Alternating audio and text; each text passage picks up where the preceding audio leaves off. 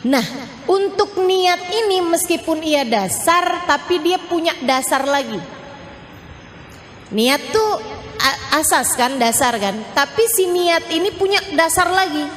Punya kayak orang mau bangun rumah tuh, kan pondasi. Tapi pondasi itu kan juga harus dibangun di atas tanah. Betul gak? Bikin pondasi di atas laut, terus di atas lumpur, ya goyang, bisa bertahan cuman berapa waktu aja, lama-lama hancur juga, gitu ya. Jadi niat itu pondasi. Nah, pondasi itu punya dasar lagi, punya tempat awalnya. Apa tuh tempat awalnya? Namanya persepsi kalau dalam istilah bahasa orang sekarang, atau namanya bahasa Indonesianya sudut pandang, gitu ya. Kalau dalam bahasa Arab namanya masyhad. Nah, ini sesuatu hal yang saya rasa salah satu dari yang terpenting yang diajarkan oleh guru kami Sayyidil Habib Umar bin Hafid. Dalam istilah kami para santri, seperti yang disampaikan Habib Umar bin Hafid, namanya masyhad. Atau kalau dalam istilah yang lebih familiar di telinga kita, namanya adh-dhann, namanya persangkaan. Ini yang katanya Nabi Muhammad sallallahu alaihi wasallam, khaslatan laisa fawqahuma syai'un minal khair, husnudzan billah wa husnudzan bi ibadillah, wa khaslatan laisa fihima syai'un minasyarr, su'udzan billah wa su'udzan bi ibadillah. Kata Nabi Muhammad, dua perkara, nggak ada lagi kebaikan lebih baik daripada dua perkara ini. Apa tuh Rasul? Dua sifat kata Nabi. Nggak ada lagi kebaikan lebih baik daripada dua sifat ini. Nggak ada sifat lebih baik daripada dua sifat ini, yaitu baik persangkaan kepada Allah yang pertama, yang kedua baik persangkaan kepada hambanya Allah. Nah, Nabi sebut lagi khaslatan laisa fawqahuma syai'un minasyarr. Dua sifat, nggak ada sifat lebih buruk lagi daripada itu. Apa tuh Rasul? Su'udzan billah, su'udzan bi ibadillah, buruk persangkaan kepada Allah, buruk persangkaan kepada Rasulullah. Itu. Jadi teman-teman sekalian, hal paling mendasar dalam hidup kita adalah niat. Tapi si niat itu juga punya dasar lagi gitu. Orang bisa punya niat baik kalau punya hal ini nih. Orang punya niat jelek kalau dia punya ini juga. Apa itu? Persepsi, cara pandang, gitu ya. Dzunun, persangkaan. Makanya teman-teman sekalian, hati-hati terhadap persangkaanmu. Hati-hati terhadap cara pandangmu. Hati-hati terhadap persepsimu.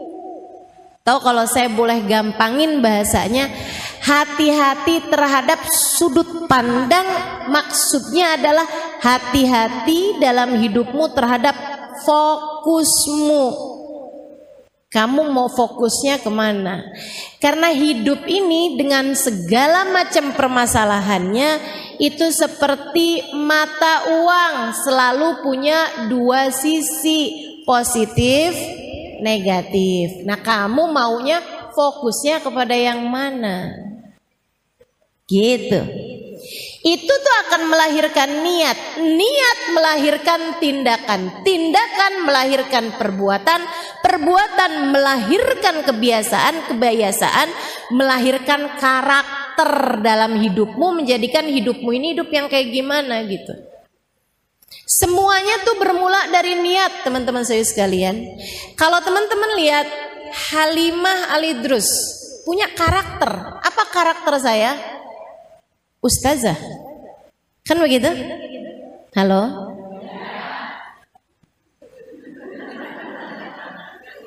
Orang masih lagi mikir udah dikasih jawabannya gitu. Saya kelamaan kalau suruh mikir sendiri ya. Itu namanya karakter. Kan begitu ya? Melekat dalam diri saya. Ibu-ibu kalau dengar nama Halimah Al-Idrus, apa yang ibu-ibu bayangin? Ustazah gitu.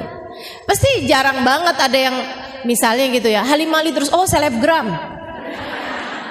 Enggak kan? Walaupun follower saya banyak.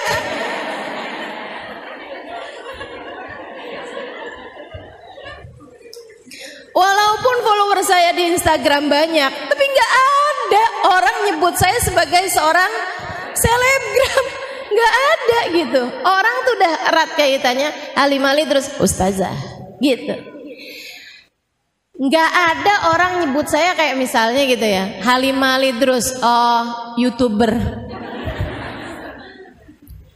Walaupun YouTube saya sampai sempet dihack gitu ya.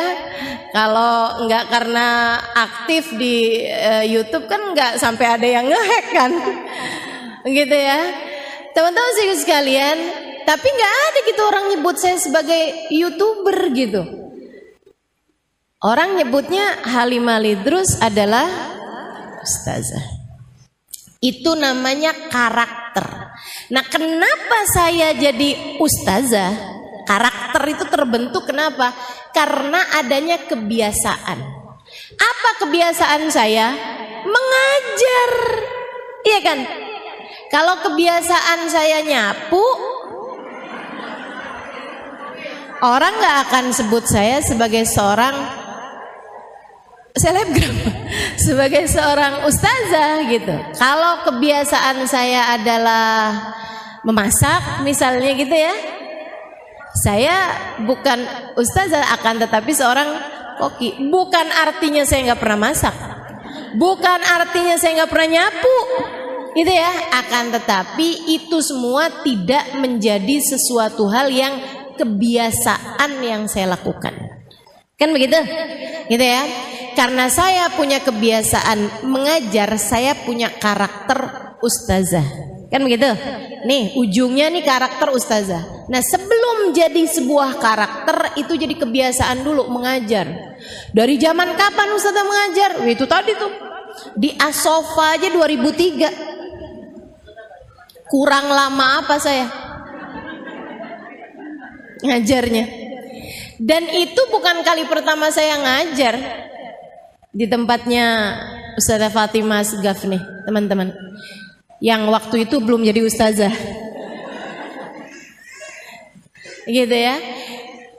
Itu bukan kali pertama saya mengajar. Kapan kali pertama saya mengajar? Sebelum itu, kapan? Tahun awal kali saya diminta mengajar itu justru oleh seorang perempuan yang saya rasa paling banyak mengubah hidup saya, Hubabah Nur bintil Habib Muhammad bin Abdullah Al-Haddar. Tahun 2000 doang.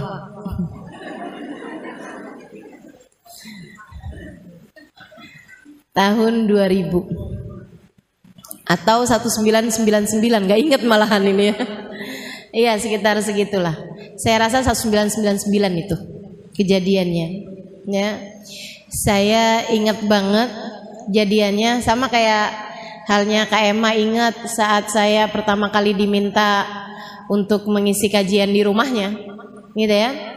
Itu teman-teman saya sekalian, mohon maaf saya sih lupa. Saya lupa. Tapi kan setiap orang itu punya momen-momen tersendiri yang dia tidak akan pernah melupakan, gitu kan ya. Teman-teman juga mungkin ingat pertama kali ketemu saya lupa. Enggak semua saya ingat pertama kali ketemu. Ustazah ketemu saya pertama kali kapan? Maaf ya, lupa. Nah sekarang aja belum tentu ingat. Mudah-mudahan ingat semua ya. Ibu-ibu sekalian saya muliakan, saya ingat banget awal kali saya diminta mengajar. Itu pada tahun yaitulah 1999 akhir saya rasa ya. Saya berangkat ke Tarim itu tahun 1998. Usia saya waktu itu 19 tahun. Saya diajak oleh abang saya, belum ada Daruz Zahra. Belum ada Daruz Zahra. Dan saya belum kenal Habib Umar bin Hafid, Hubabah Nur, belum kenal sama semuanya. Abang saya ajakin saya, gitu ya, untuk nemenin dia pergi ke Tarim karena dia males mondok. Dia bilang dia nggak mau mondok, dia mau pergi ke Tarim tapi nggak mau mondok. Jadi dia mau tinggalnya di luar.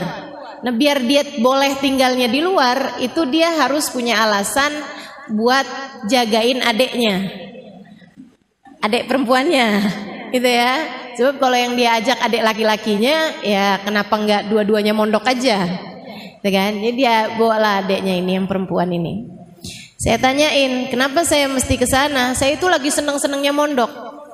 Waktu itu, saya udah mondok 8 tahun di Darul Lughah Dakwah. Hampir 5 tahun, kemudian di Al Anwar Sarang Rembang 3 tahun, sebelumnya lagi ada sempat belajar setengah tahun di atau Hidiyah Tegal Jawa Tengah ya. Nah, itu jadi saya udah mondok tuh udah lama gitu, udah 8 tahunan, seneng belajar ya, seneng belajar. Itu tadi tuh, itu tuh ya, namanya itu karakter. Teman-teman sekalian, yang terbangun karena kebiasaan. Nah kebiasaan ini tadi terbangun karena awal mulanya adalah tindakan memutuskan diri untuk pesantren, gitu kan. Kemudian selama di pesantren saya punya kebiasaan belajar dan saya seneng sama kebiasaan tersebut. Lagi seneng-senengnya mondok di pondok pesantren, abang saya ajakin, udah memang mau lulusan itu ya. Dan saya juga nggak punya rencana mau pindah ke pondok mana atau mau ngapain gitu. Abang saya ajakin saya untuk belajar ke Tarim. Saya bilang, di Tarim ada apa bang? Iya sih, di Tarim tuh emang nggak ada pondok perempuan. Lah terus saya mau ngapain di sana? Saya nggak tahu juga ada apaan ya di sana ya gitu. Tapi kan kamu nanti bisa saya iniin, bisa saya rekamin kajian-kajian gitu ya. Dia bilang nanti kamu bisa dengerin gitu. Tapi kayak nggak menjanjikan gitu ya. Saya jadi di Tarim tuh ngapain ya? Kamu bisa cuciin baju saya, masakin saya.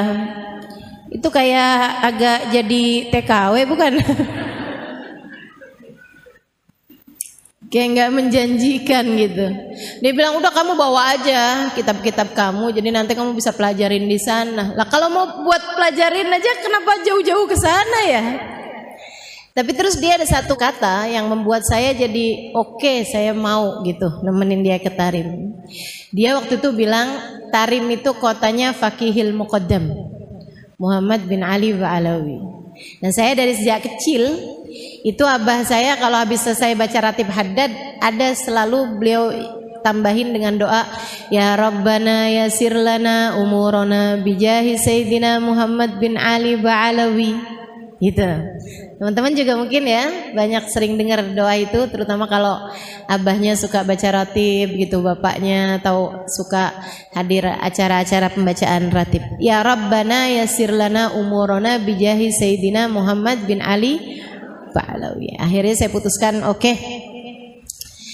Saya rasa kayaknya saya udah deket gitu sama Sayyidina Muhammad bin Ali Ba'alawi ya. Jadi akhirnya saya putuskan untuk baiklah bismillah yuk kita berangkat.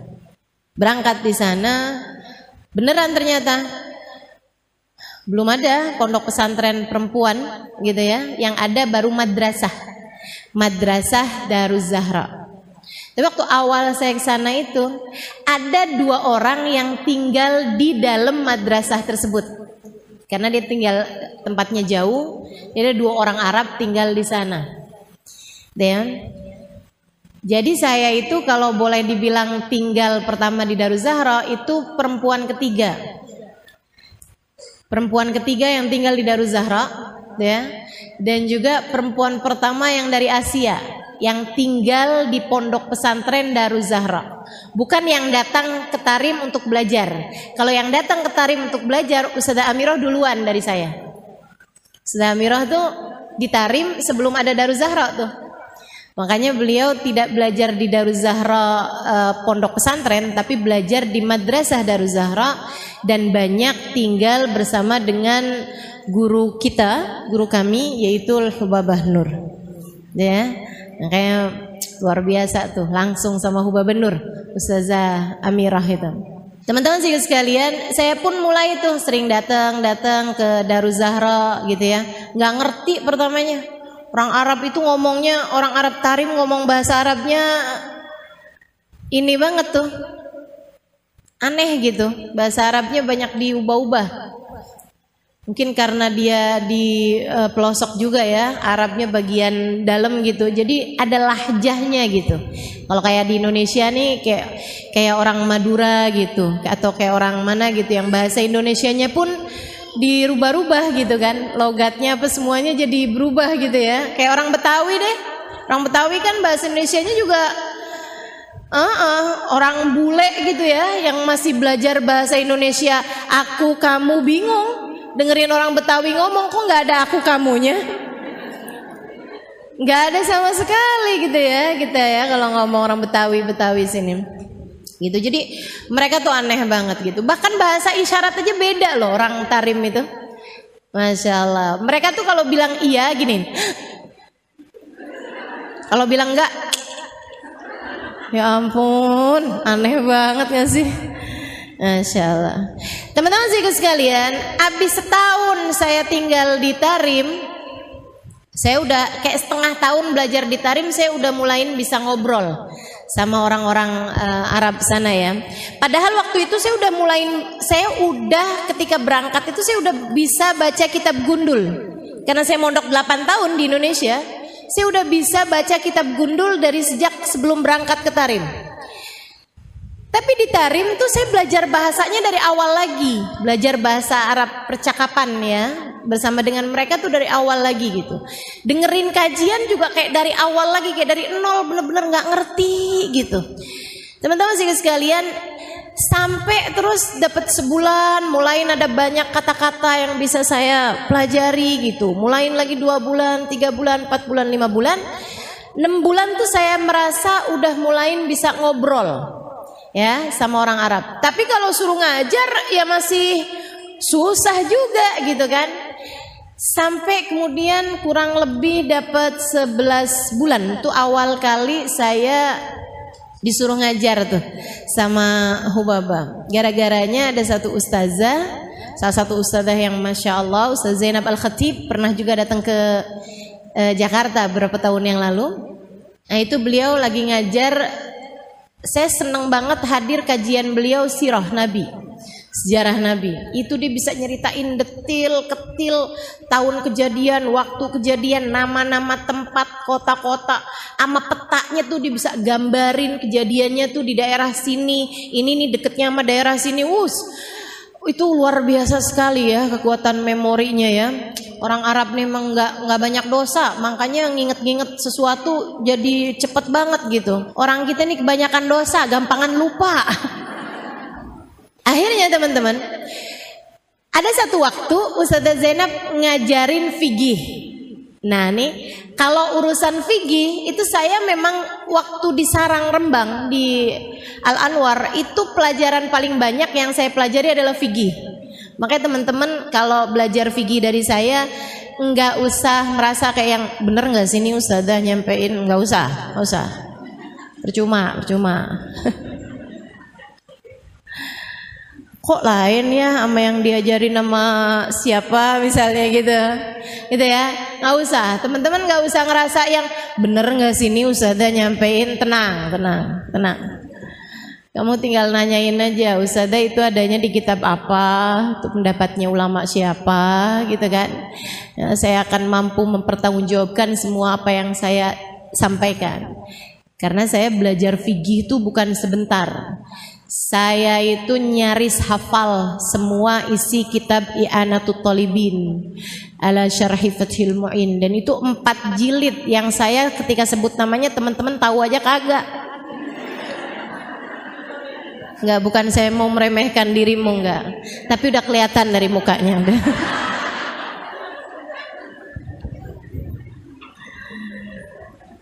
Jadi orang kalau belajar fikih itu di pondok-pondok pesantren itu ada tingkatan-tingkatannya ya. Biasanya tingkatan yang paling tinggi itu kitab namanya Fathul Mu'in. Nah, kitab Fathul Mu'in tuh kitabnya sekian nih tebelnya. Sekitar 1,5 cm lah. ya kitabnya, ketebalannya. Itu tuh kalau udah kayak hafal isi kitab itu tuh lulus, udah. Nah, kitab Fathul Mu'in itu ada kitab syarahnya. Kitab syarah tuh kitab yang menerangkan maksud dari kitab Fathul Mu'in dan juga penjabaran pendapatnya ulama dan lain sebagainya mengenai hukum tersebut gitu. Nama kitabnya I'anatut Thalibin, 4 jilid segede-gede gini nih. Jadi kalau kamu bawa tuh segini. Itu saya hafal isi kitab I'anatut Thalibin waktu itu, zaman itu, umur saya 19 tahun. Jadi nggak usah khawatir teman-teman, kalau saya menyampaikan hukum kepadamu, saya akan mampu mempertanggungjawabkan semuanya. Kenapa Ustazah bisa hampir hafal semua isi kitab I'anatut Thalibin pada waktu itu? Karena saya senang belajar. Ya, senang belajar. Saya bukan orang yang rajin belajar. Saya hanya orang yang jatuh cinta pada ilmu. Saya senang belajar. Dan itu modal banget sih. Jadi kalau kamu punya anak gitu ya, apa hal yang harus kamu tanamkan kepada anak-anak kamu adalah rasa senang belajar. Rasa senang belajar, menjadikan belajar itu sesuatu yang menyenangkan gitu buat mereka. Itu bisa ditanamkan ya. Ketika mondok di Darul Lughah wa Dakwah awal kali itu, saya banyak ketemu sama orang-orang yang membuat saya terkagum-kagum dengan keilmuannya dan membuat saya jadi kayak yang saya kepengen nih jadi kayak mereka gitu. Dari situlah kemudian timbul rasa minat, keinginan untuk menjadi seseorang yang bisa menguasai banyak ilmu seperti mereka gitu. Kayaknya enak nih kalau saya pinter kayak gitu, enak nih gitu. Jadi akhirnya saya seneng belajar, saya seneng tahu sesuatu tuh, saya seneng banget. Balik lagi ke Tarim. Jadi akhirnya saya tinggal di Tarim tuh. Ustazah Zainab lagi ngajarin fikih. Ada satu pembahasan Ustazah Zainab. Ustazah waktu itu bahas masalah wudu teman-teman. Pas pembahasan tentang tartibul wudu, syaratnya wudu, rukunnya wudu, salah satunya adalah tartib. Tartib definisinya an la yuqaddam adu ala adu, gitu ya, tidak mendahulukan satu rukun dari satu rukun, tidak mendahulukan satu anggota tubuh dari anggota tubuh yang lain untuk dibasuh. Gitu, mesti yang muka dulu, habis muka selesai baru tangan. Jadi kalau teman-teman wudunya itu di pancuran, terus bilang kayak gini nih, nawaitul wudu li rafil hadasil asghar lillahi ta'ala, Allahu akbar sekalian semuanya gitu. Gitu ya. Itu enggak sah, yang sah cuman mukanya doang. Gitu. Nah, habis selesai kajian, itu Ustazah Zainab ditanyain tentang orang yang nyelam, tentang orang berenang. Kalau orang nyelam gitu kan, niat nih pas lagi nyelam pertama tuh nawaitul wudu lillahi ta'ala gitu. Nyelam doang tuh set gitu. Habis itu terus berdiri lagi gitu kan. Maksudnya habis itu terus mentas gitu dari air gitu. Itu berarti wudunya sah nggak Ustazah gitu. Ustazah Zainab bilang nggak sah, yang sah cuman mukanya doang. Habis muka terus tangan gitu. Saya dengernya nggak gitu. Jadi saya pulang, saya bukain tuh kitab-kitab yang saya punya. Dari I'anatut Thalibin, ada lagi Baijuri dari tulisannya Syekh Ibrahim Al-Baijuri. Ada lagi kitab namanya Al-Ighna. Ada lagi kitab namanya Bujairami gitu. Beberapa kitab-kitab besar yang saya punya tuh saya buka-bukain bab tentang inghimas, tentang nyelam. Gitu ya, pembahasan ulama. Nyelam, kalau semua nyelam itu kan semua badan kita kan basah dengan air, walaupun hanya sepersekian detik gitu ya, itu wudunya langsung sah. Sebagaimana mandi juga langsung sah, meskipun hanya sepersekian detik kalau dibarengi dengan niat. Kenapa? Karena katanya mereka sulut tertib bidaqaik, gitu ya, sudah hasil tertib itu walaupun dengan hanya sepersekian detik gitu, udah jadi tuh, udah cepet bila hadat gitu, udah jadi gitu. Itu pembahasan para ulama. Saya tulis semuanya tuh, saya tulis pendapatnya para ulama di kitab ini gimana, pendapatnya para. Jadi semua pendapat-pendapat ulama tuh saya tulis, jadi saya satu makalah mengenai hukum inghimas. Hukumnya menyelam tadi itu ya, dalam hal keabsahannya wudu. Besokannya saya kasih lah itu kertas itu tadi yang udah jadi kayak makalah berlembar-lembar kepada Ustazah Zainab. Saya udah kenal sama beliau sekitar setahunan ya.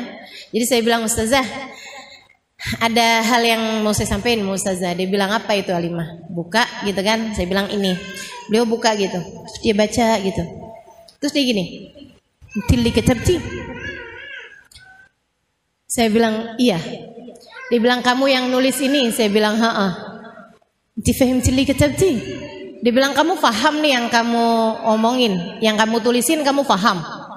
Saya bilang iya. Kamu paham gitu yang kamu tulisin? Saya bilang iya, saya paham. Terus beliau bilang begini nih, jazakillah khair, jazakillah khair. Dia tuh kayak sambil ngeliatin muka saya gitu, kayak yang ini iya gak sih gitu ya. Saat itu usia saya masih 19-an tahun, ya hampir 20-an tahun ya. Dan saya itu kurus kering, bibir pecah-pecah, susah buang air besar, iklan larutan. Tapi emang saya kurus banget teman-teman sekalian. Berat saya waktu itu 38 apa gitu, dengan setinggi ini ya. Jadi saya benar-benar tulang berbalut kulit gitu. Saya sampai suka digodain sama abang saya. Kata abang saya, untung kamu nih punya kulit, kalau nggak punya kulit tulangnya berantakan. Ya Allah, sian bener. Akhirnya besokannya pas waktu istirahat siang, dia bilang gini sama saya, Halimah, dia bilang. Saya bilang lebek Ustazah Zainab. Dia bilang, Halimah, Hubaba Nur da'atki, Hubaba Nur manggil kamu gitu. Kenapa nih ya? Kamu dipanggil Hubaba Nur, kamu diminta buat datang ke rumahnya Hubaba Nur. Ya ampun, tuh saya deg-degan. Ada apa nih? Ya ampun, ada apa nih gitu. Saya datang ke tempatnya Hubaba Nur jam-jam 10-an ya, setengah 10 gitu. Saya masuk ke rumahnya. Di sana tuh rumahnya orang Arab tuh pintu masuk laki-laki sama pintu masuk perempuan tuh beda pintu. Jadi hati-hati kalau datang ke Tarim gitu ya. Datang ke rumahnya orang tuh jangan asal masuk pintu rumah gitu. Itu selalu mereka tuh sekecil apapun rumahnya, pintu masuk laki-laki sama pintu masuk perempuan beda-beda gitu. Jadi kamu jangan sampai keliru masuk pintu laki-laki, kamu yang malu gitu ya. Kalau laki-laki masuk ke pintu perempuan, nanti perempuan yang di dalam malu karena mereka mungkin nggak pakai kerudung gitu kan, namanya di dalam rumah kan gitu. Itu. Jadi akhirnya saya udah ketuk pintu masuk ke rumah Hubaba Nur. Baru saya ketuk terus Hubaba Nur bilang, "Udkhuli Halimah, udkhuli." Dia udah tahu rupanya saya yang datang gitu. Beliau lagi sarapan, saya dikasih juga sarapan beliau. Terus beliau bilang kuli Halimah, kuli. Habis itu Hubaba Nur bilang kayak gini sama saya, Halimah, kamu tahu kan, saya itu beberapa waktu yang lalu kehilangan seorang guru pengajar fikih. Dia dari mana gitu sebutin namanya Mang Baba, dan dia harus pulang. Saya sedih bener, karena saya tuh perlu banget perempuan ngajarin fikih gitu. Saya akhirnya jadi minta sama Allah, saya jadi doa. Saya minta, ya Allah, jangan biarkan saya sendirian dalam jalan dakwah ini. Bantu saya ya Allah, datangkan guru fikih untuk kami. Saya doa berapa waktu ini Halimah, sampai terus kemarin Ustazah Zainab ngasih lihat sama saya tulisan yang kamu tulis tentang bab inrimas dalam masalah wudu. Saya ketika membacanya, saya tahu bahwa doa saya sudah diijabah Allah. Kamu adalah ijabah dari doa saya minta kepada Allah didatangkan guru fikih untuk kami. Terima kasih Halimah. Saya tahu Allah tidak akan pernah membiarkan saya sendiri dalam jalan dakwah ini. Mengajarlah bersama kami, nak. Zakillah khair. Saya saat itu rasanya ngerasa kayak yang, ya Allah, ucapan beliau tuh sampai sekarang saya nggak lupa gitu. Kamu adalah ijabah doa saya. Saya tahu Allah tidak akan pernah membiarkan saya sendiri. Allah hadirkan kamu untuk kami agar kamu bisa bersama dengan kami membantu dakwah ini. Gitu. Saya tahu Allah tidak akan pernah membiarkan saya sendiri. Terima kasih Halimah, mengajarlah bersama kami. Itu teman-teman saya sekalian, menurut saya salah satu ucapan paling indah, salah satu di antara ucapan paling indah yang pernah saya dengar. Gitu ya. Kalau Kak Emma tadi cerita bahwa saya bilang sama dia itu kan, buat Kak Emma apa sih yang enggak, gitu ya. Buat Kak Emma apa sih yang enggak gitu. Waktu itu saya ngomong kayak begitu gitu. Dan itu menurut dia adalah salah satu dari ucapan indah yang pernah didengar dalam seumur hidupnya, gitu kan. Salah satu dari ucapan-ucapan indah yang pernah didengar dalam hidupnya. Nah, saya menganggap bahwa permintaan Hubabah kala itu juga merupakan salah satu dari hal terindah dalam hidup saya yang pernah saya dengar. Saya bilang marhaba Hubabah, marhaba. Doakan saya biar saya bisa. Mulai besoknya saya udah langsung dapat jadwal ngajar. Di saat yang banyak dari perbendaharaan bahasa Arab itu belum saya tahu. Saya ingat banget, saya pernah menyampaikan mengenai syarat-syaratnya sujud. Di antara syarat sujud itu harus ada tahamul.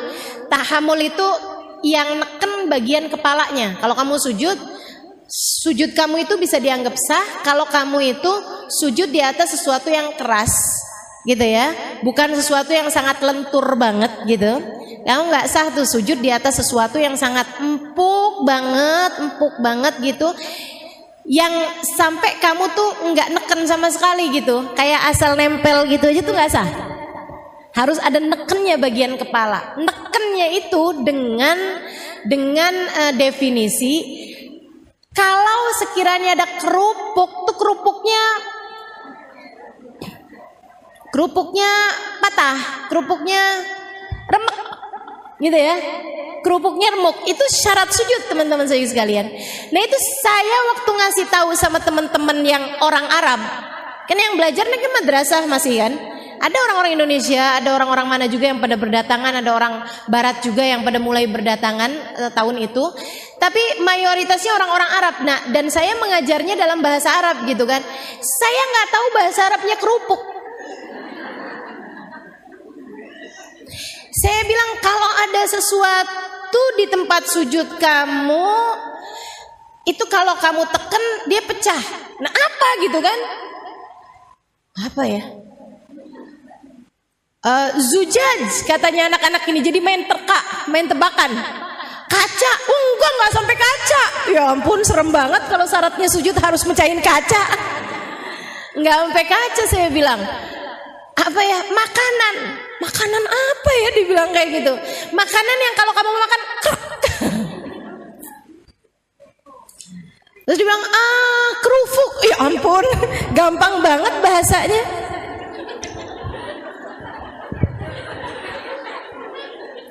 Tahu gitu kan, saya tinggal ngomong kerupuk mereka ngerti ya. Kerubu dia bilang gitu, ya ampun tinggal dirubah doang, paknya jadi bak. Bahasa Arabnya kerupuk adalah kerubuk.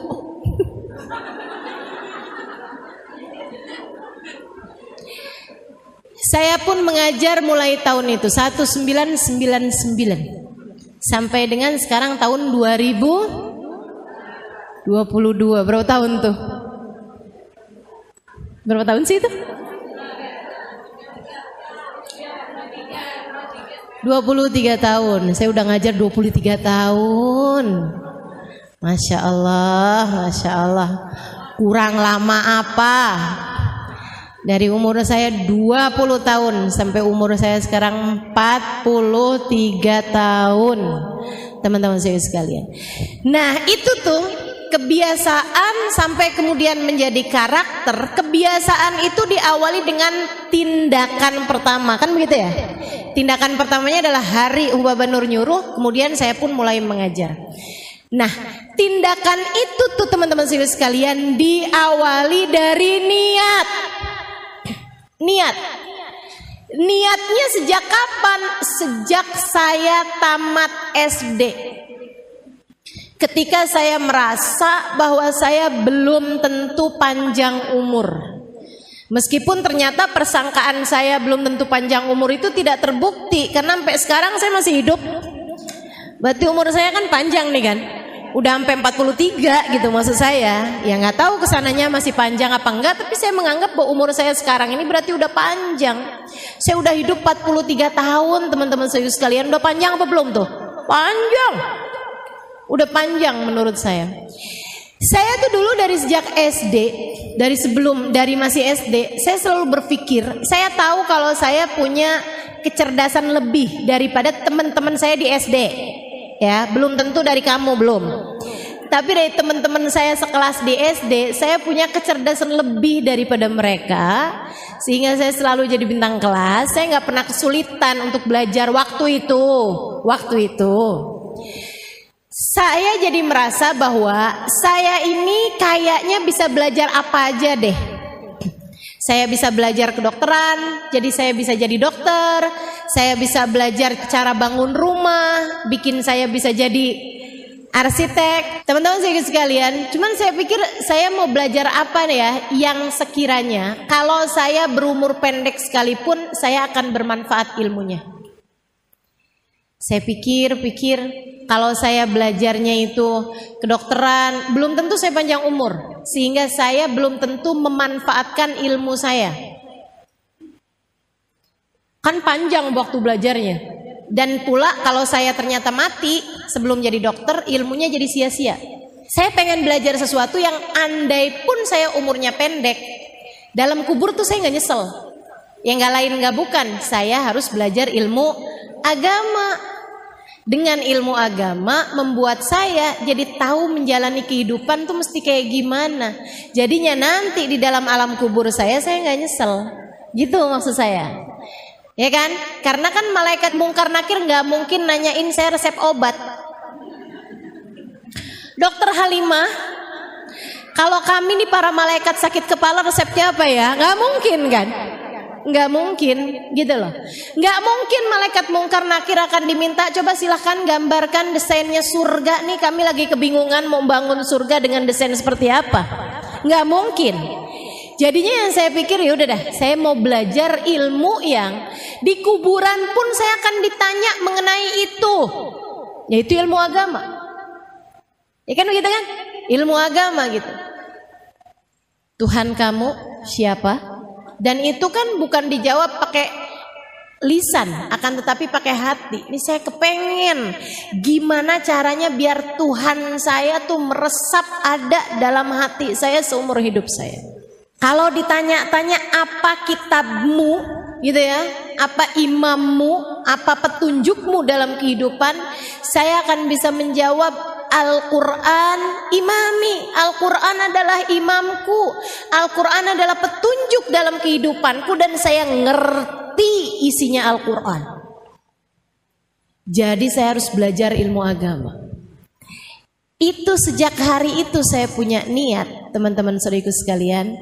Sampai kemudian lahirlah tindakan berupa saya belajar di pondok pesantren, kemudian terus belajar di pondok pesantren, terus belajar di pondok pesantren. Niat saya selamat di akhirat, bermanfaat ilmu saya buat banyak orang. Gitu. Sampai dengan saya mulai mengajar, sampai kemudian menjadi kebiasaan mengajar tersebut, sampai kemudian menjadi karakter seperti yang teman-teman tahu sekarang ini. Jadi kalau teman-teman sekarang nih mau ngerasa, wah saya nih dalam hidup nih kayaknya nih karakternya salah nih. Apa sih sebenarnya karakter yang kita harus bangun? Ya selain daripada saya seorang ustazah, mungkin yang lain kamu sebagai seorang apa, kamu seorang apa. Apa sebenarnya karakter wajib yang harus kita punya, teman-teman saya sekalian? Ini saya kasih tahu. Kita ini di atas muka bumi ini punya sebuah karakter yang harus kita punya. Semua dari kita ini mesti punya.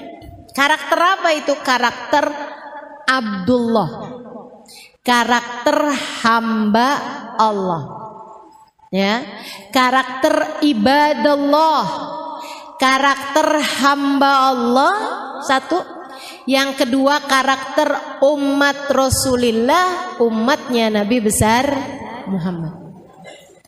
karakter yang terbangun di atas kalimat la ilaha illallah Muhammad Rasulullah. Karakter la ilaha illallah, Allah Tuhan kita, dan itu karakternya Allah, karakternya kita hambanya Allah. Karakter Muhammad Rasulullah adalah Nabi Muhammad, Nabi kita, dan kita adalah umatnya Nabi Muhammad.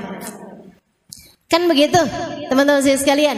Siapapun dirimu, siapapun diriku, siapapun kita sekalian, nih karakter kita adalah la ilaha illallah Muhammad Rasulullah, menjadikan kita hamba Allah, umat Rasulullah. Itu dia karakter kita. Nah, untuk karakter itu harus ada kebiasaan yang dibangun menunjukkan kamu adalah hambanya Allah.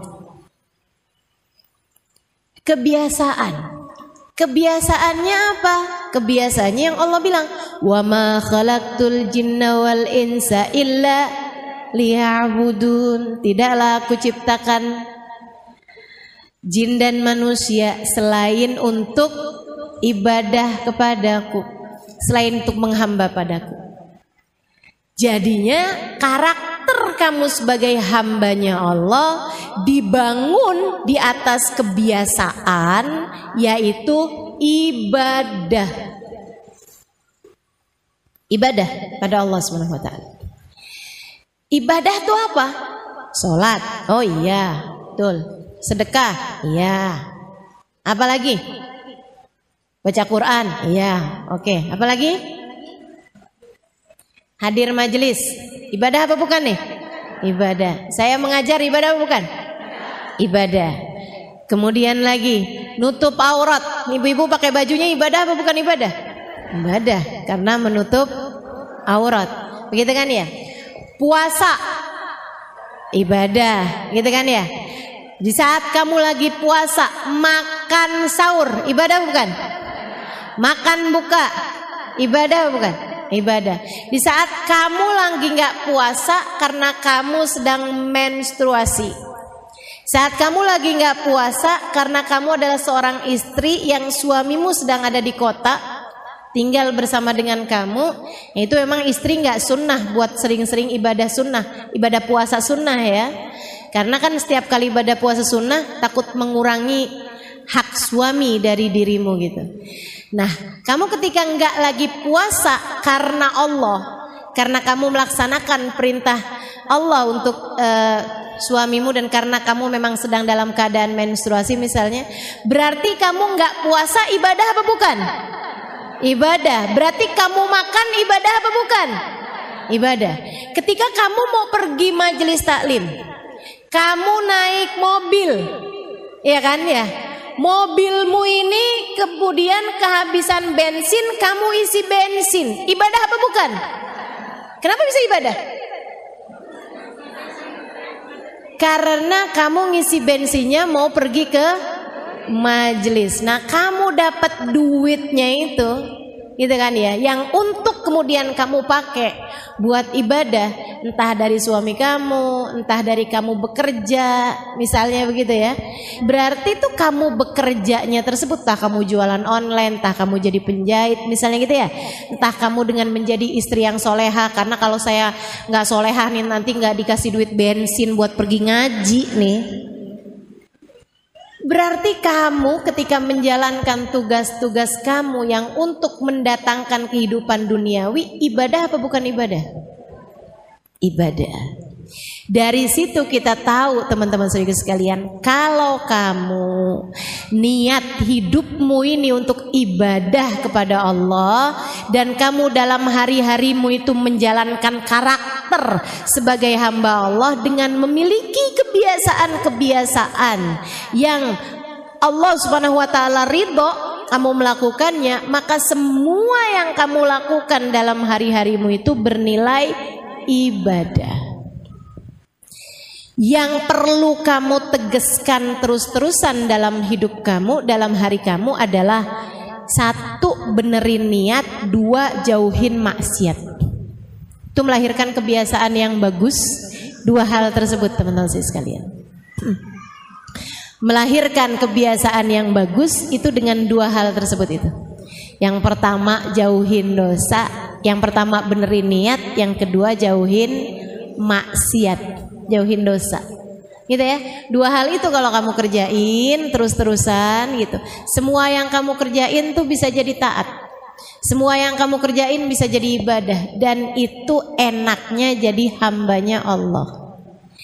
Kamu jangan kirain di hari akhirat nanti yang bakalan menuhin timbangan amal pahalamu tuh cuman sholat, sedekah gitu ya, hadir majelis ilmu, puasa, baca Quran gitu. Enggak, salah teman-teman saya sekalian.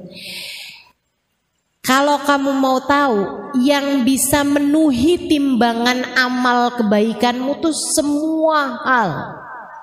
Kamu makan bisa ada pahalanya, kamu mandi bisa ada pahalanya, kamu pakai baju ada pahalanya, kamu beli bajunya ada pahalanya, kamu pakai kaos kaki ada pahalanya, kamu beli kaos kaki ada pahalanya, kamu masak ada pahalanya, kamu cuci piring ada pahalanya, kamu nyapu ada pahalanya, kamu buka tirai pagi hari ada pahalanya, kamu ngapa-ngapain bahkan kamu nafas tuh bisa berpahala semuanya teman-teman saya sekalian.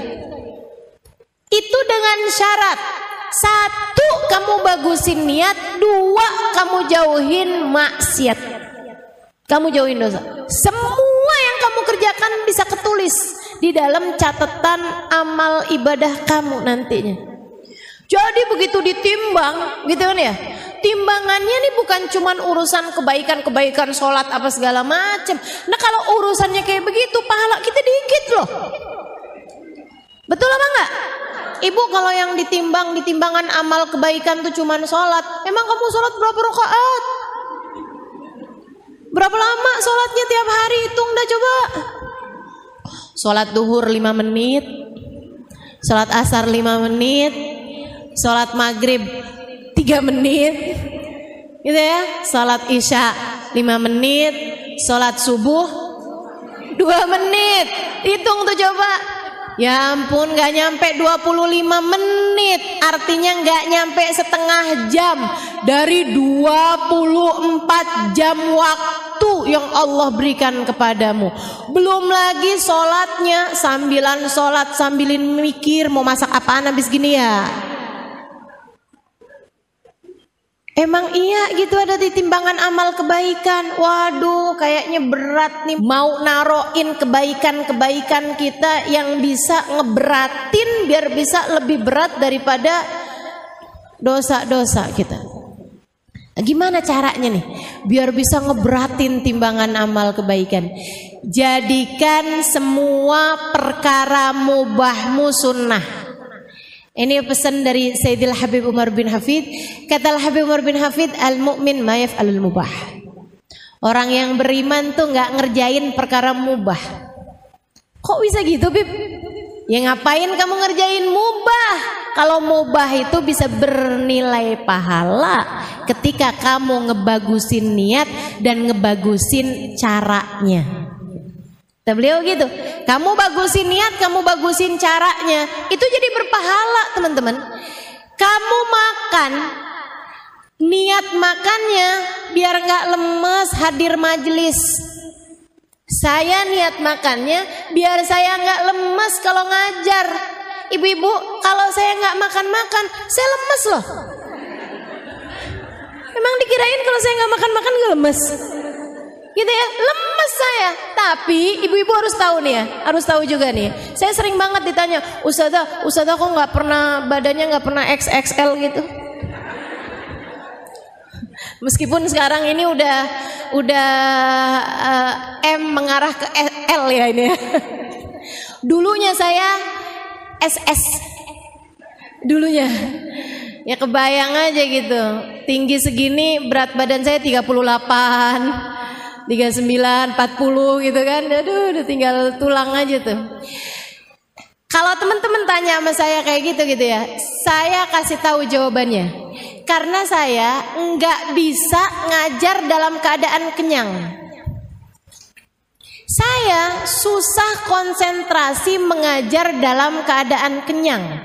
Makanya saya menghindari makan sampai kenyang sebelum majelis.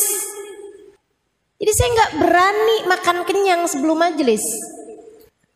Makanya saya nggak pernah XXL. Nah tiap hari ngajar. Jadi saya setiap kali makan nih, ya ampun nih kalau kenyang saya susah konsentrasi. Jadi saya kurangin lagi nasinya. Gitu. Masa kayak begitu saya nggak jadi ibadah? Ibadah dong.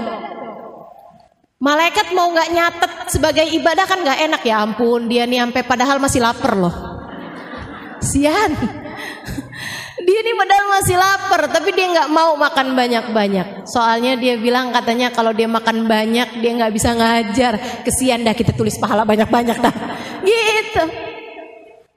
Teman-teman cikgu sekalian yang saya muliakan, kalau kamu nggak makan, kamu lemas. Kamu makan, makanmu bernilai ibadah. Karena kamu niat dengan makan tersebut biar nggak lemes ngerjain taat. Apalagi kalau makan kamu itu ditambah dengan adab-adabnya makan. Adabnya makan yaitu tadi, sebelum kenyang udah berhenti. Adabnya makan pakai tangan kanan. Adabnya makan sambil duduk, nggak sambil berdiri, gitu kan ya. Adabnya makan diawali dengan bismillah, diakhiri dengan hamdalah, dikunyah dengan baik makanannya, kan gitu ya.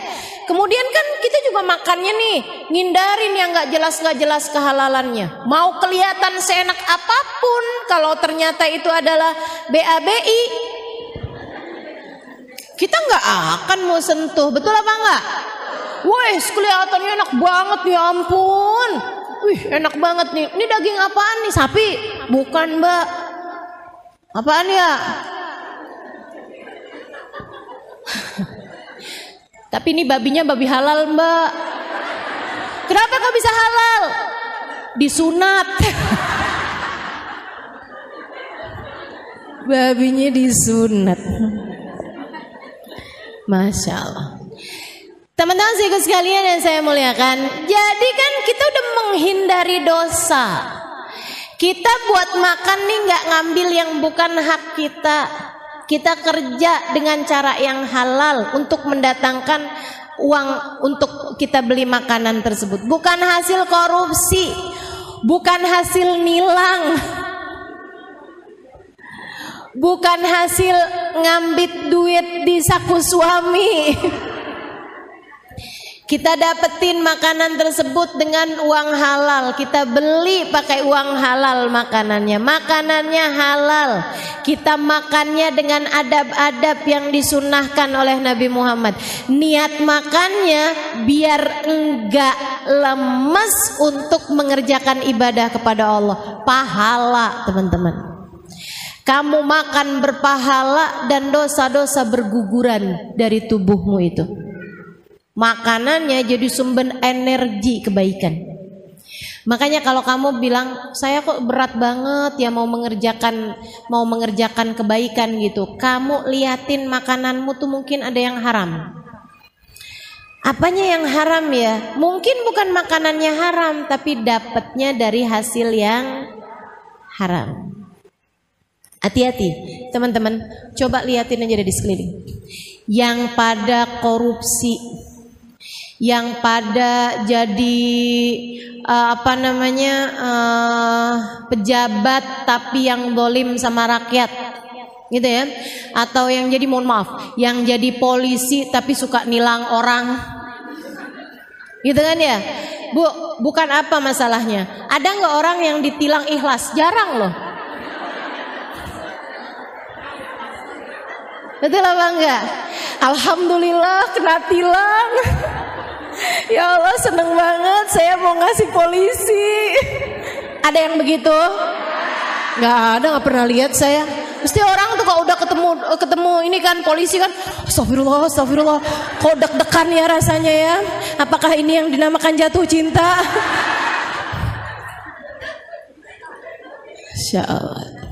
Nggak ada yang ikhlas tuh, kalaupun juga ngeluarin duit, ya ampun, nggak ada yang ikhlas. Udah apalagi ditambah dengan hadis ar-rashi wal murtashi finnar, yang nyuap dan yang disuap masuk neraka. Serem banget, serem banget. Jadi teman-teman sekalian yang saya muliakan, kalau uangnya itu hasilnya halal, insya Allah semuanya bakal gampang ngerjain ketaatan. Makanya kalau kamu mau benerin hidup kamu tuh, salah satu dari yang harus kamu benerin biar taat yang dikerjakan adalah penghasilannya juga mesti halal.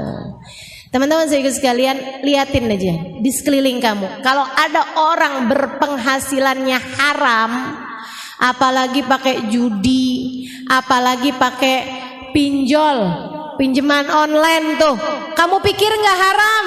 Ini mana dia nih yang suka pinjol nih? Ya ampun, buka YouTube sekarang iklannya pinjaman online semua. Astagfirullah, astagfirullah. Riba teman-teman.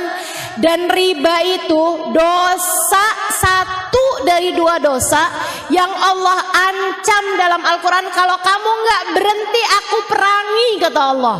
Nih jangan main-main sama urusan riba. Ayo nih, mana dia nih, emak-emaknya nih, yang suka kredit panci, yang suka hutang-hutang online nih, pinjaman online atau pinjaman berbunga, pinjam uang di bank, pinjam uang yang dijanjikan inian ya, apa sih namanya, bunga gitu. Teman-teman saya sekalian tuh haram tuh. Dan jangan main-main teman-teman saya sekalian. Haramnya bukan dosa kecil, tuh dosanya gede. Sampai katanya para ulama, salah satu dari dosa-dosa tertinggi yang bisa dipastikan pelakunya matinya tidak husnul khotimah. Dalam Al-Quran, saya baca nih di Quran nih. Oh, saya baca Quran dan insya Allah banyak yang ngerti artinya. Saya baca Quran.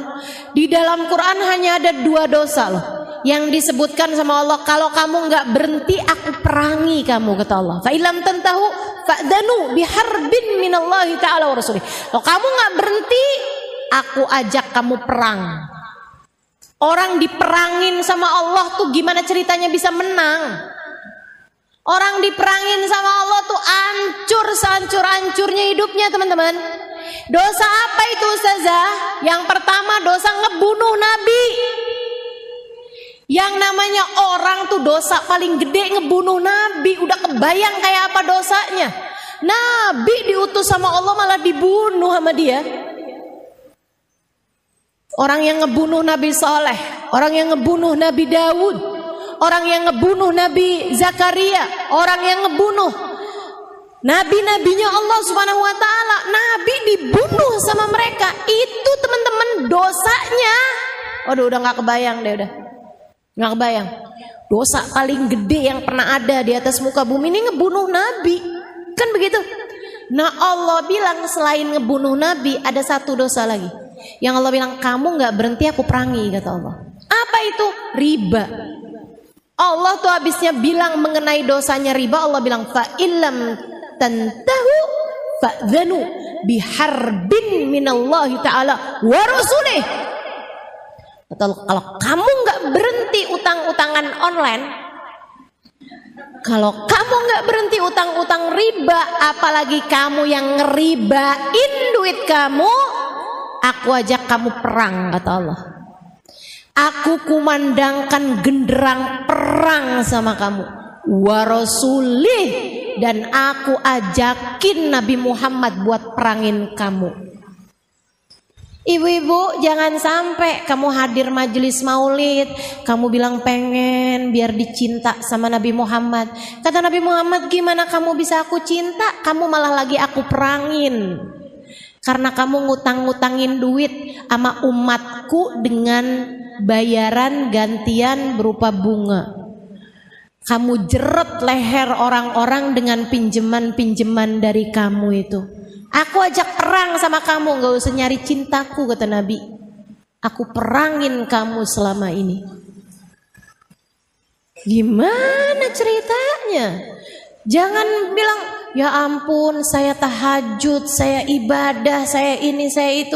Tapi kalau kamu masih ngerjain dosa satu ini teman-teman, percuma. Makanya saya beneran marah nih kalau saya terus-terusin nih. Dah buruan, kalau masih ada yang tersangkut urusan pinjaman online atau urusan pinjaman offline, ya pokoknya hutang piutang dengan riba. Mau kamu yang berhutang, apalagi kamu yang menghutangi, segeralah bertaubat kepada Allah Subhanahu wa taala.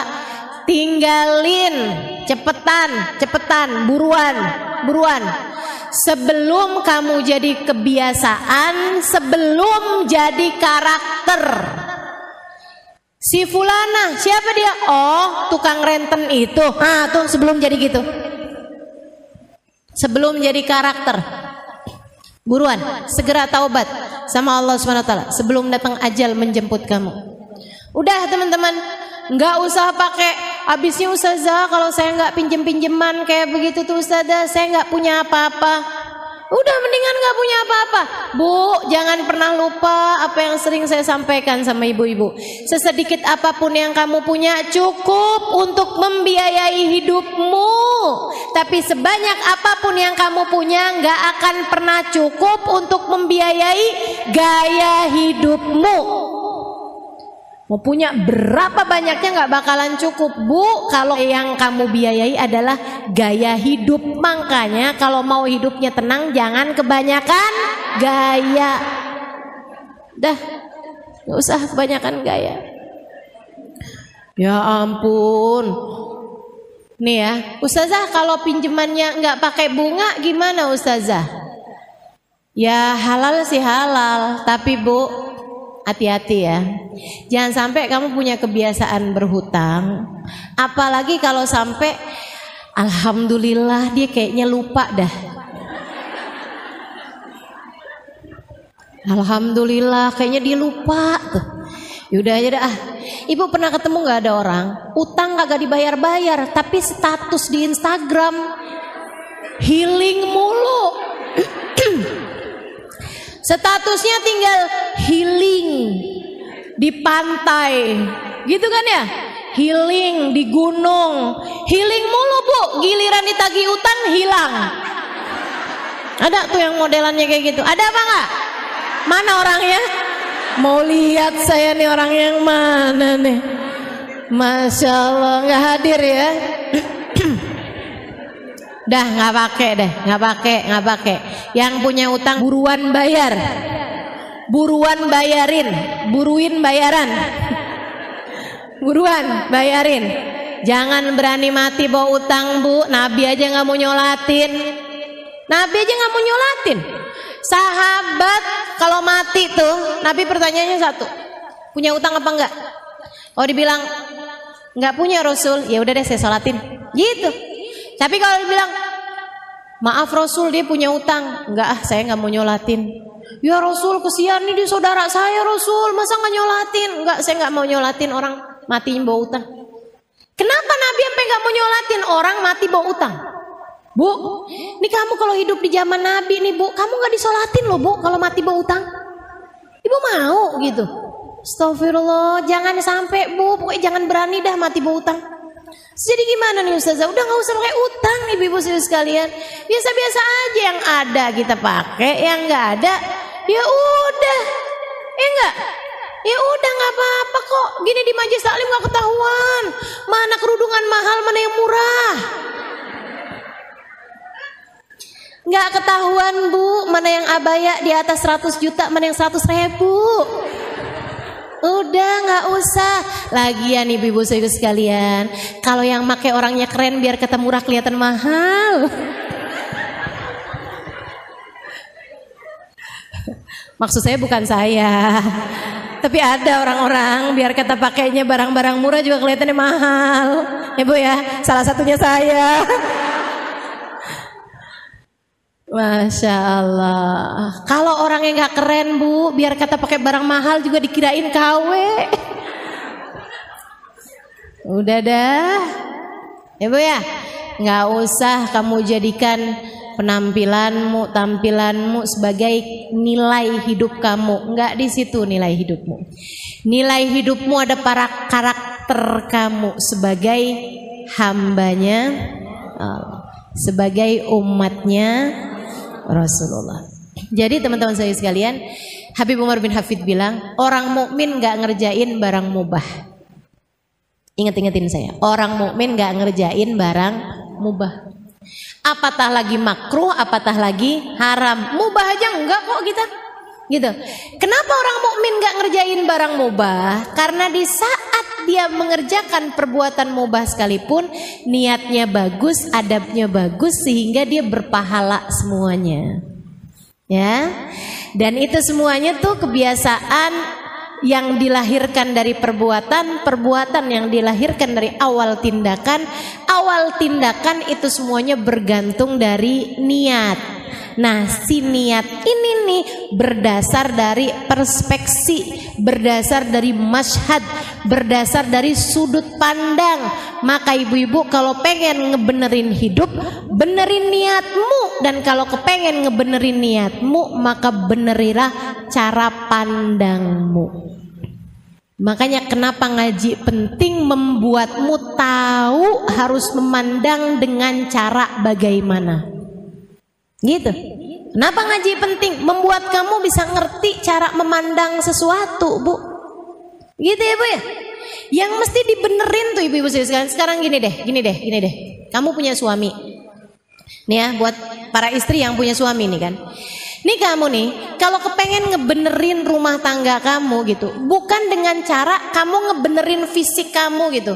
Oh, saya kepengen ngebenerin rumah tangga nih biar suami nggak kemana-mana. Jadi saya harus berpenampilan dengan tampilan yang bagus. Karena hidung saya ini belum mancung, saya sepertinya perlu buat nambahin. Iya. Buat nambahin apaan di hidung jadi biar agak sedikit lebih mancung, filler sana, filler sini, tarik benang, sulam alis, sulam bibir, kemudian tanam bulu mata gitu ya. Pulang-pulang keluar dari salon, jangankan orang lain, suaminya sampai nggak kenal. Siapa ini? Enggak gitu, Bu. Bukan juga dengan kamu memperbaiki tampilan-tampilan. Wah, ini harus, ini rumah harus ininya harus di dicat ulang ini apa? Enggak perlu. Apalagi dengan memaksakan diri, ini rumah tangga jadi bagus kalau kita punya mobil, kalau kita punya rumah bagus, kalau kita punya rumah yang ada halamannya, biar saya nggak perlu healing jauh-jauh, saya cukup dengan keluar rumah aja, saya dengan memandang kebun-kebun di belakang rumah saya. Lah itu perlu berapa miliar buat kamu mewujudkannya? Ibu-ibu saudariku sekalian, bukan itu yang perlu kamu benahi, Bu, bukan. Kamu ingin membenahi rumah tanggamu, benahi niat dalam berumah tangga, benahi sudut pandang terhadap sesuatu. Benahi niat. Apa niatnya? Saya berumah tangga buat ibadah. Saya berumah tangga ini buat ibadah. Saya jadi istri dia, saya mau nyari pahala. Bukan mau nungguin transferan. Saya jadi istri dia ini bukan untuk dicintai dengan sepenuh hatinya, bukan. Akan tetapi untuk biar saya diridhoi sama Allah Subhanahu wa taala, pemilik dia. Pemilik suami saya. Nih Bu, kalau kamu udah nyari Allah, Allah bakalan bikin hati hamba-hamba terpaut padamu. Itu kamu gak usah khawatir. Itu kamu gak usah. Kamu dapetin Allahnya, Allah bakalan kasih semuanya. Anak-anak soleh-soleha, suami cinta sama kamu, saudara sayang sama kamu. Kalau kamu dapat ridha Allah Subhanahu wa taala, gak usah khawatir itu. Jadi kamu nyari Allahnya, itu niat kamu. Apa-apaan nyari ridha Allah, nyari ridha Allah, nyari ridha Allah. Jangankan dalam perlakuan kamu kepada suami kamu yang besar-besar, bahkan sekedar kamu senyum sama suami, kamu nanyain apa kabar dia, kamu pijitin kakinya, bukan karena biar kamu dikasih transferan lebih banyak. Akan tetapi karena kamu ingat nih semuanya pahala nih, ya Allah, saya pengen nyari pahala di sisimu ya Allah. Ini ibadah saya nih, disuruh baca Quran suka ngantuk, disuruh tahajud suka berat matanya, disuruh puasa lapar, ya udah deh yang enak-enak aja dah, pijitin kaki suami. Kan begitu ya? Senyum di hadapan suami itu pahalanya nambah-nambah terus. Malaikat rokib sibuk loh ibu-ibu. Jangan kamu kira di saat kamu tahajud, di saat kamu baca Quran gitu ya, saat itu aja malaikat tuh kemudian sibuk. Belum tentu nyatet pahala sholat kamu tuh semuanya kecatet. Apalagi sholat kamu masih gelambiar pikirannya kemana-mana. Tapi di saat suami kamu lagi datang, kemudian kamu senyumin, apa kabar, gimana tadi di luar, kok kamu senyum-senyum gitu, seneng jadi bini abang. Sehat-sehat ya bang ya. Ya ampun bang, mudah-mudahan abang panjang umur. Bang, abang tahu nggak bang, saya mau ngomong bang. Apaan kata suaminya? Bang, abang tahu nggak sih bang? Apaan sih, kamu mau ngomong apa sih? Abisnya saya pikir-pikir ya bang ya. Apaan? Kata suaminya, abis saya pikir-pikir ya bang ya, abang tuh hadiah Allah paling bagus dalam hidup saya bang.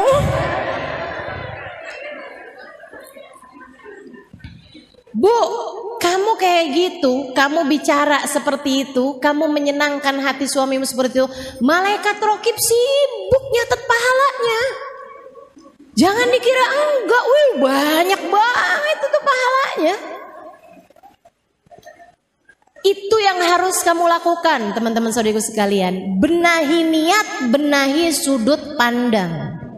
Ngelihat suami bukan sebagai Fulan bin Fulan, anaknya Pak Fulan, dia adalah ayah anak-anak saya. Enggak gitu lihatnya. Fulan bin Fulan dia adalah suami saya. Enggak gitu caranya. Akan tetapi dia adalah Fulan bin Fulan, hambanya Allah, umat Rasulullah yang Allah jadikan jalan surga saya dengan saya menyenangkan hatinya.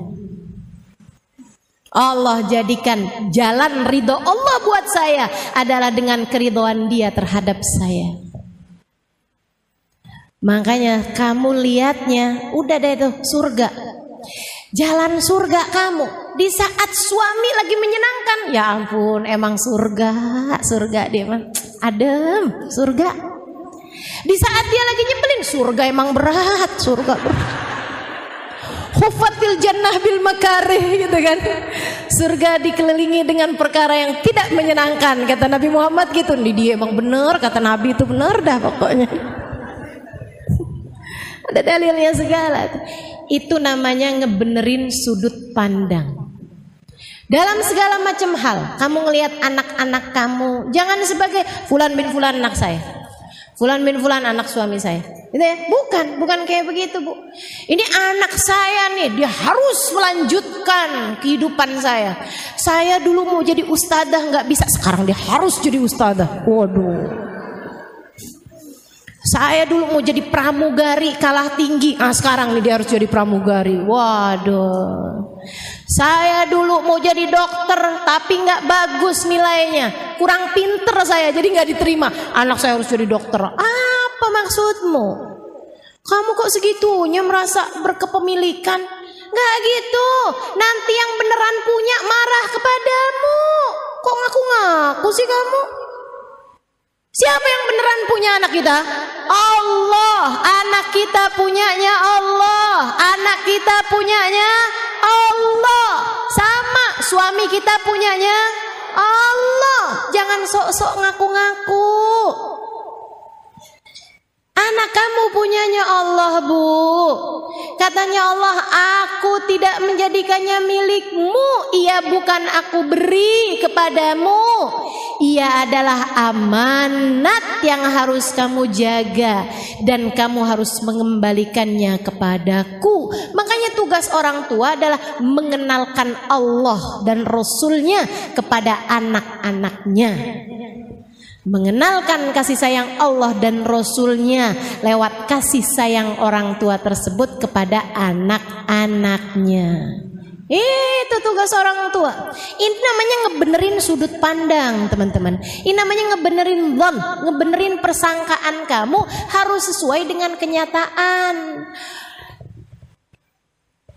Dia itu siapa? Kan begitu ya? Anak kamu nih siapa?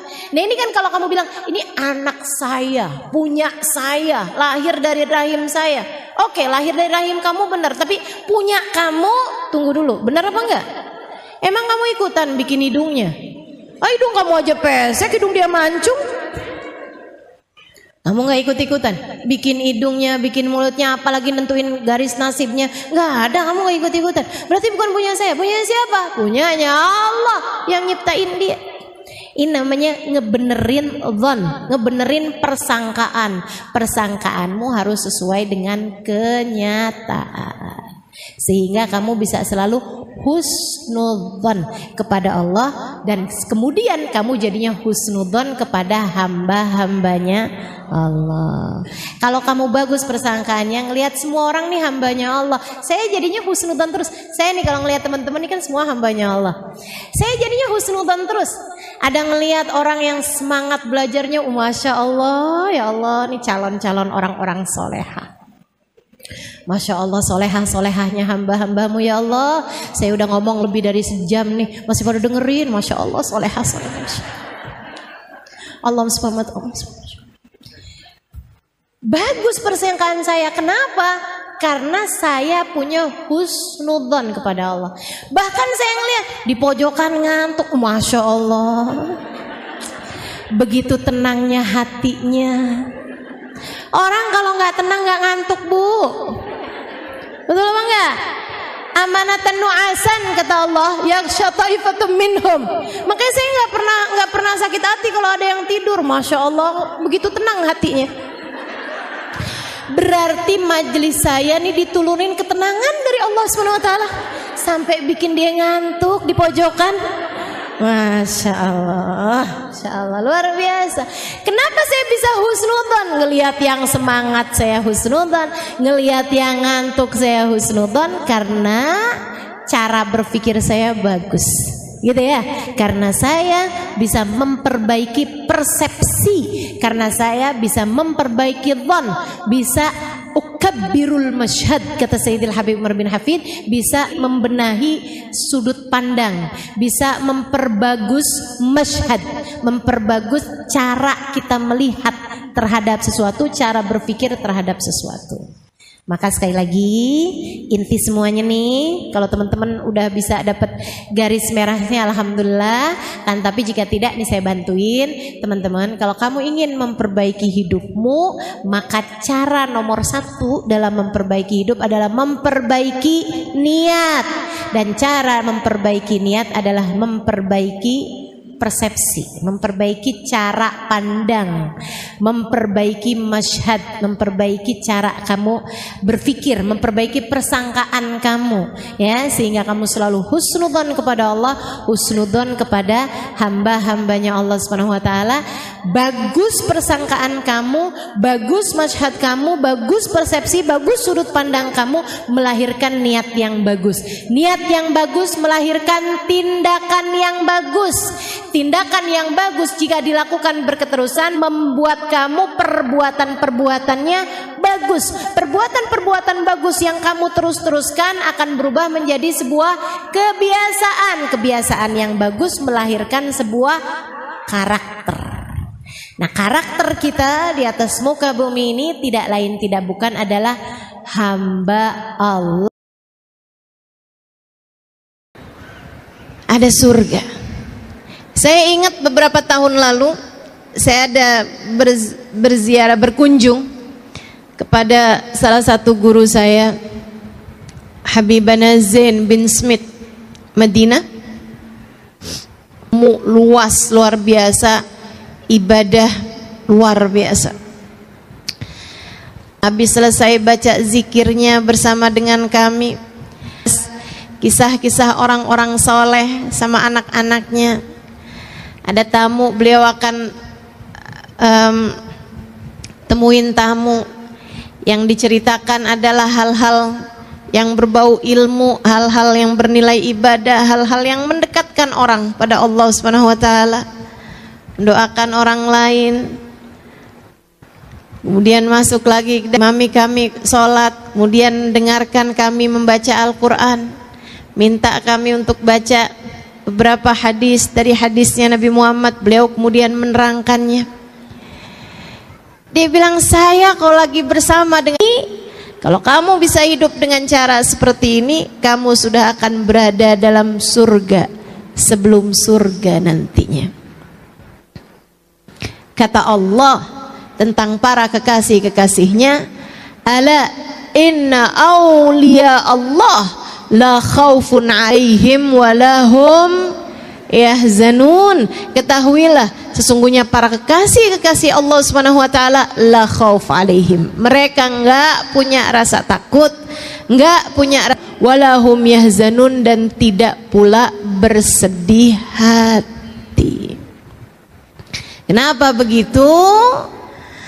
Karena Allah telah memandang jiwanya dan memberikan cahaya dalam jiwanya, sehingga di dunia mereka berasa dalam surga tanpa takut, tanpa sedih. Di akhirat kelak mereka adalah para kekasih-kekasih Allah Subhanahu wa taala.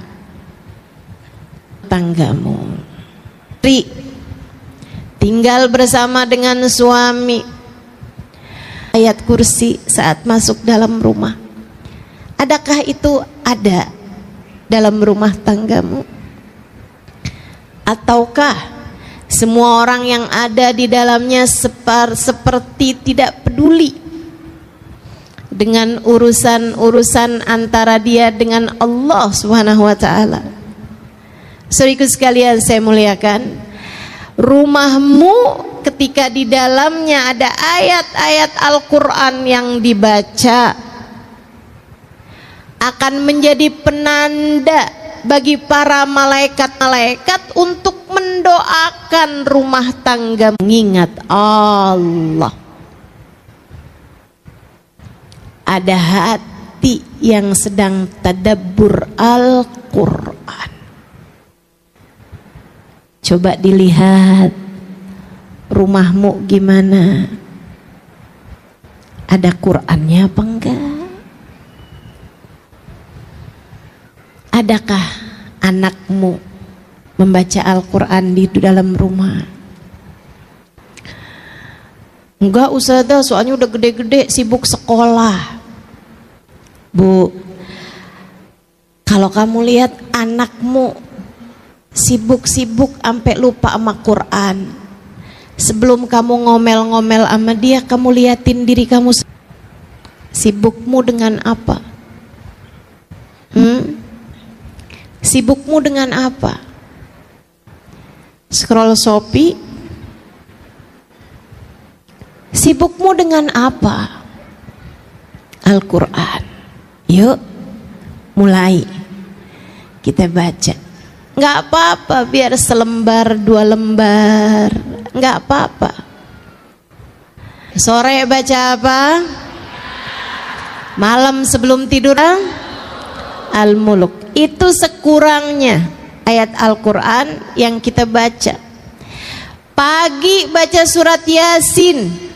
Kata Nabi, siapa yang kepengen urusannya dipermudah sepanjang hari, awalilah dengan baca surat Yasin. Terutama untukmu yang orang tuamu sudah berpulang ke rahmatullah atau kaum kerabatmu sudah berpulang ke rahmatullah, pagi-pagi hari hadiahkan untuk mereka surat Yasin. Sebelum baca Yasin kamu niatkan, ya Allah, Yasin ini saya baca untuk ibu saya yang sudah berada di sisimu ya Allah, untuk ayah saya yang sudah meninggal dunia ya Allah, untuk suami saya ya Allah yang sudah meninggal dunia. Sebutkan namanya, kemudian mulailah kamu baca surat Yasin. Iqra'u ala mautakum Yasin, kata Nabi Muhammad, bacakanlah Yasin untuk orang-orang yang sudah meninggal dunia di antara kalian. Surat Waqiah di saat sore hari, saudara sekalian, Surat Waqiah surat yang mendatangkan rizki zahir batin. Sayyidina Ibnu Mas'ud ketika mau meninggal dunia mensedekahkan nyaris seluruh hartanya. Ditanya oleh para sahabatnya, wahai Ibnu Mas'ud, kalau semua hartamu kamu sedekahkan, apa yang kamu tinggalkan untuk keluargamu? Beliau menjawab, inni taraktu lahum suratul Waqiah. Aku telah meninggalkan kepada mereka surat Al-Waqiah. Aku pesankan kepada mereka untuk selalu membacanya setiap hari, sebab aku mendengar baginda Nabi Muhammad SAW mengatakan, la faqram al-waqi'ah, tidak ada kefakiran bersama dengan surat Al-Waqi'ah. Pengen rezeki lancar zahir batin, jangan jauh-jauh dari baca surat Waqi'ah. Insya Allah. Malam sebelum tidur, boleh habis maghrib, boleh habis isya, kamu baca surat Al-Mulk, surat Tabarakal Muluk. Saudaraku sekalian yang saya muliakan, surat Tabarak ini pendek aja 30 ayat. Akan tetapi kata Nabi Muhammad, 30 ayat hiyal munji'ah hiya syafi'ah min adzabil qabr. 30 ayat dia dapat menyelamatkanmu dari segala macam kubur. Biasakan untuk mengerjakan ketaatan di dalam rumah. Ajak anak-anakmu untuk melakukannya. Kasih tahu suamimu untuk dapat melakukannya. Untuk Allah turunkan rahmat sehingga dengannya kamu merasakan ada surga dalam rumah tanggamu. Ketaatan jangan tinggal, sholat berjamaah jangan tinggal. Bu, saya ingat beberapa tahun yang lalu ketika tadi yang saya sampaikan, Habibana Zain bin Smith, guru saya di Madinah. Beliau beberapa tahun yang silam masih sering berkunjung ke Indonesia bersama dengan istri beliau yang saat ini sudah meninggal dunia, almarhumah Hubabah Maryam. Wanita bijaksana yang saya ceritakan juga di buku Bidadari Bumi yang kedua. Beliau, ibu-ibu saudaraku sekalian, dulu tuh kalau beliau datang ke Indonesia, saya kalau beliau ada di Indonesia kayak berasa ngantor sama beliau. Di pagi sampai sore gitu, sampai malam bahkan saya bersama dengan beliau. Saya menerjemahkan beliau, saya bicara dengan beliau seperti seorang anak yang sedang dididik oleh ibundanya. Alhamdulillah, rahmat Allah begitu besar buat saya. Hubah orang yang datang kepada beliau untuk semacam curhat. Kayak itu orang kalau ketemu beliau bawaan pengen curhat aja gitu. Sekarang saya tahu rasanya. Orang juga kalau ketemu saya bawaan kayak pengen curhat aja. Saya pernah telepon saya itu salah sambung. Maksudnya saya mau nelpon orang lain, ternyata kenanya orang lain. Orang yang saya salah sambung telepon itu aja curhat sama saya.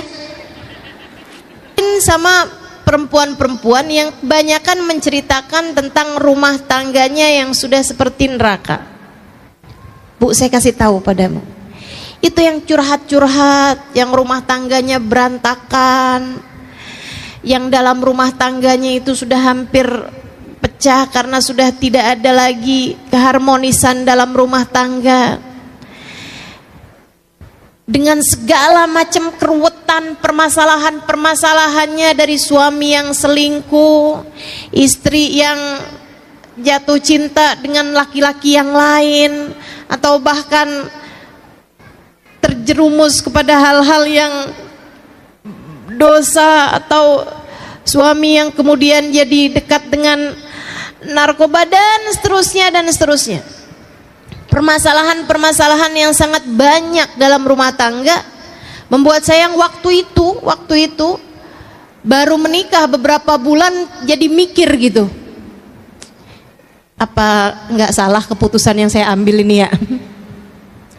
Saudara sekalian, namun subhanallah, dari setiap kali saya menerjemahkan Hubabah, karena masalahnya mereka curhat pakai bahasa Indonesia, Hubabanya nggak ngerti bahasa Indonesia. Hubaba jawab pakai bahasa Arab, orang yang dicurhatin kagak ngerti. Jadinya mau nggak mau saya yang harus jadi penterjemahnya gitu. Saya terjemahkan kata per kata, bahkan saya terjemahkan kalimat per kalimat. Tiap Hubaba bisa saya ngomong langsung saya terjemahin, dia ngomong saya terjemahin gitu terus seperti itu. Sehingga sekalian saya muliakan, dari begitu banyak pertanyaan-pertanyaan yang ditanyakan balik oleh Hubaba, saya membuat satu kesimpulan. Ada satu pertanyaan yang selalu ditanyakan sama beliau, kalian di rumah sholat berjamaah apa enggak? Dan subhanallah, jawabannya selalu saja tidak. Hubaba tanya balik, tapi kalian sholat? Sholat. Jadi rupanya yang punya banyak permasalahan dalam rumah tangga adalah orang-orang yang di dalam rumahnya tidak